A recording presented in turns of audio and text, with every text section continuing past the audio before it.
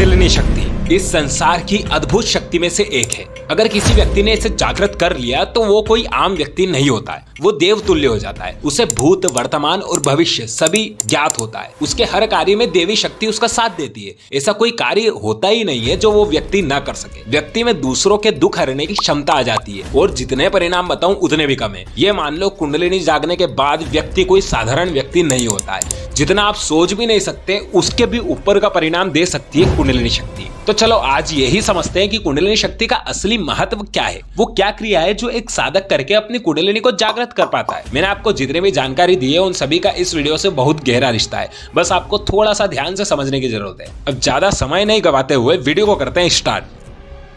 महातंत्र में लिखा है जिसकी कुंडलिनी जागृत हो जाती है उसकी बेखरी, मध्यमा, परा और पश्चंती वाणियां जागृत हो जाती है। बेखरी वाणी यानी जो आप प्रतिदिन बोलते हैं, बातें करते हैं, जिसमें ज्यादा सोचना नहीं पड़ता, वो कहलाती है बेखरी वाणी। मध्यमा जो कुछ सोच कर बोली जाती है, एग्जाम्पल किसी प्रकार का प्रश्न का उत्तर हुआ। परावाणी यानी कुछ गहरा ज्ञान देना जैसे श्री कृष्ण ने अर्जुन को दिया था। और पश्चंती वाणी यानी कुछ रहस्यमयी बातें करना जिसको समझने के लिए आपको बहुत ध्यान से सुनना होगा। योगिनी तंत्र में भी कहा गया है कुंडलिनी जागते ही अंतर मन में छिपे वैभव स्वतः बाहर आने लगते हैं। मनुष्य शरीर में इतनी शक्तियां हैं जो आप शायद ही जानते होंगे। मैं आपको नाम बताता हूँ कुछ। शारीरिक शक्ति, विचार शक्ति, बौद्धिक शक्ति, इच्छा शक्ति, प्राण शक्ति, आत्मिक शक्ति, विश्लेषण शक्ति और भी बहुत सी। अगर मैं सभी के नाम लेने लग जाऊं तो वीडियो ही खत्म हो जाएगी। ये सभी शक्तियां को मिलाकर एक शक्ति बनी है और वो है कुंडलिनी शक्ति। अब ये तो ज्यादातर लोगों को पता होगा कि कुंडलिनी शक्ति में 7 चक्र होते हैं। मूलाधार चक्र, स्वादिष्ठान चक्र, मणिपुर चक्र, अनाहत चक्र, विशुद्ध चक्र, आज्ञा चक्र और सहस्रार चक्र। अब जरा ध्यान से समझना।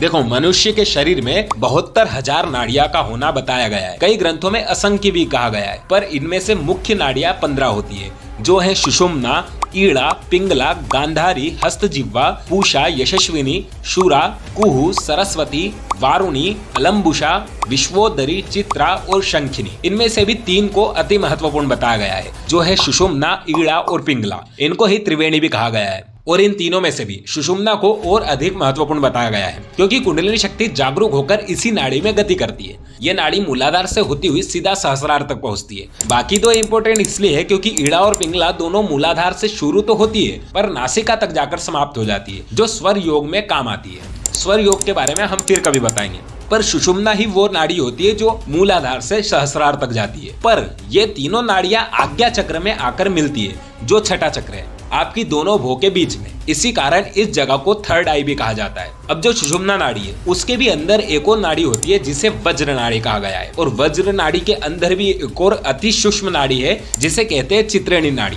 और चित्रेणी नाड़ी के भी अंदर एक और नाड़ी होती है जिसे कहते हैं ब्रह्म नाड़ी। यही ब्रह्म नाड़ी कुंडलिनी का वास्तविक मार्ग होता है जहां से वो मूलाधार से सहस्रार तक पहुंचती है। और जहां जहां इन तीनों सुषुम्ना, ईड़ा और पिंगला इन नाड़ियों से अन्य नाड़ियां मिलती है वो ही जगह कहलाती है चक्र। एग्जाम्पल जैसे एक रेलवे स्टेशन है जहां केवल एक समय पर एक ट्रेन चलती है, पर एक वो रेलवे स्टेशन है जहां से सभी जगह की ट्रेनें चलती है जिसे हम कहते हैं जंक्शन। वैसे ही जहां जहां इन नाड़ियों से दूसरी नाड़ियां मिलेगी वहां वहां चक्र होते हैं। अब आप समझ ही गए होंगे कि मेरुदंड को योग में सीधा रखना कितना जरूरी है क्योंकि सुषुम्ना नाड़ी में ही 3 और नाड़ी है। अब जब आप अपने मेरुदंड को एकदम सीधा रखेंगे तभी तो कुंडलिनी शक्ति का प्रवाह सहस्रार तक सरलता से पहुंचेगा। कुंडलिनी शक्ति समस्त विश्व की जननी है और इसे ही प्राण शक्ति भी कहा जाता है। यह शक्ति शरीर में हकार रूपी नाद के स्वरूप में सदैव बसती रहती है। आप जब अपने दोनों कानों को बंद करके इसे सुनोगे तो आपको सरलता से सुनाई देगी।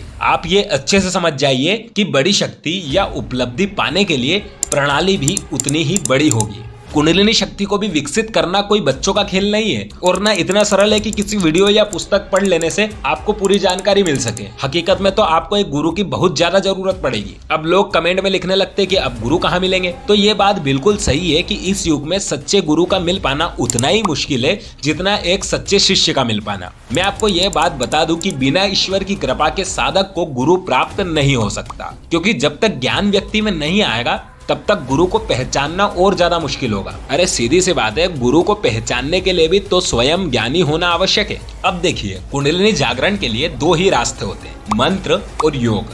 मंत्र के बारे में हम आगे बात करेंगे, पहले जान लेते हैं योग के बारे में। योग के कुछ अलग अलग प्रकार हैं। जैसे हठ योग, ध्यान योग, ज्ञान योग, सांख्य योग, कर्म योग, भक्ति योग और प्रेम योग। इनमें से हठ योग और ध्यान योग कुंडलिनी जागरण के लिए अधिक उपयोगी होते हैं। महर्षि पतंजलि ने कहा है कि यम, नियम, आसन, प्राणायाम, प्रत्याहार, धारणा, ध्यान और समाधि ये योग के 8 अंग हैं जिन्हें अष्टांग योग कहते हैं। और ये अष्टांग योग का कुंडलिनी जागरण से बहुत बड़ा नाता है। क्यों? चलो ये जान लेते हैं। अष्टांग योग में सबसे पहले आता है यम, जिसके लिए आपको 5 चीजें ध्यान में रखनी होगी।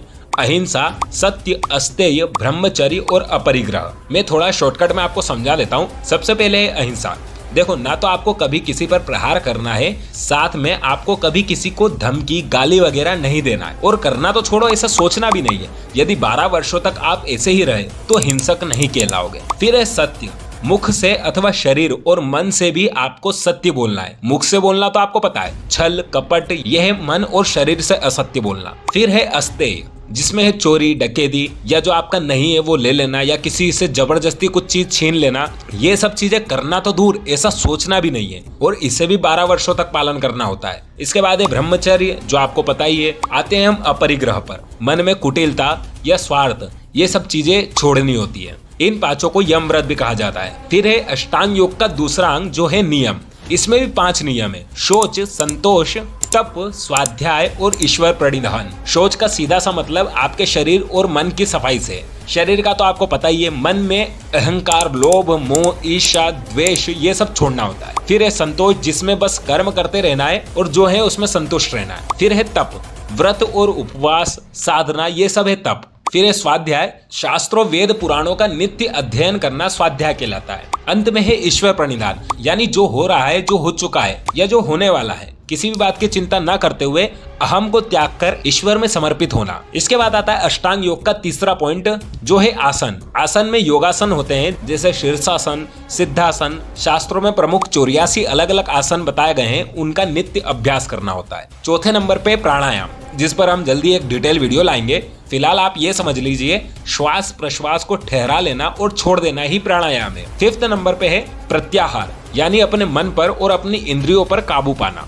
अष्टांग योग में 6ठा अंग है धारणा। अच्छे विचार, संस्कार, सत्संग सभी को अपने मन में धारणा। 7वां अंग है ध्यान, जो है मेडिटेशन। और 8वां होता है समाधि। ये तो बेसिक ही था, जो आपकी कुंडली शक्ति को जगाने के लिए आपकी मदद करता है। इसलिए मैंने आपको शुरू में ही कहा था, कुंडलिनी कोई बच्चों का खेल नहीं है। ये तो हो गया योग। अब आते हैं मंत्र पर। तो मंत्र में भी बहुत सी क्रिया होती है। मैं आपको डिस्क्रिप्शन में लिंक दे दूंगा, आप जाकर पढ़ लीजिएगा। यहाँ मैं आपको थोड़ा शॉर्टकट में बता देता हूँ। मंत्र में आपको पहले तो गौरी गणेश पूजन करना होगा, फिर संकल्प, पूजन, विनियोग, ऋषि न्यास, करण न्यास, षडंग न्यास, ध्यान, जप, क्षमा प्रार्थना, कुंडलिनी कवच, कुंडलिनी स्त्रोत, कुंडलिनी स्तुति, कुंडलिनी अष्टक, सिद्धिदायक कवच और स्त्रोत। ऐसे और भी पाठ है जो आपको करने होंगे नित्य। डिस्क्रिप्शन में आपको मैं दे दूंगा, आप देख सकते हैं। साथ में जो अलग अलग चक्रों के अलग अलग मंत्र है, वो तो आपको जाप करने ही है। आप ये जान लीजिए, अगर आपको संपूर्ण ब्रह्मांड को देखना है, उसे समझना है, तो आपको स्वयं के ब्रह्मांड को जगाना पड़ेगा। केवल कुछ समय मंत्र जाप करने से आपकी कुंडलिनी जागरूक नहीं हो सकती। मैं आपको इसलिए बोल रहा हूँ क्योंकि ऐसे कई व्यक्ति हुए हैं जिनकी शुरुआत में ही कुंडलिनी जागरूक हो जाती है। वो इसलिए क्योंकि वो पुराने कई जन्मों से योग करते आ रहे थे, नहीं तो कई जन्म बीत जाते हैं इस साधना में सफल होने के लिए। तो अंत में मैं आपको बस इतना ही कहता हूँ,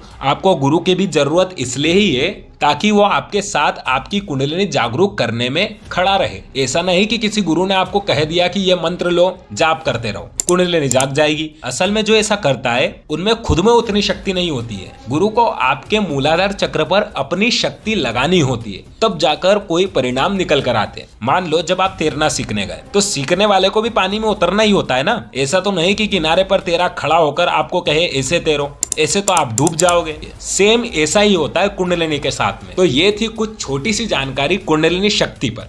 अगर आपको कुछ और जानना हो तो कमेंट में पूछ सकते हो। वीडियो को एक लाइक कर दीजिएगा। मैं मिलता हूं आपको अगले एक खास वीडियो में। जब तक के लिए हरे कृष्ण।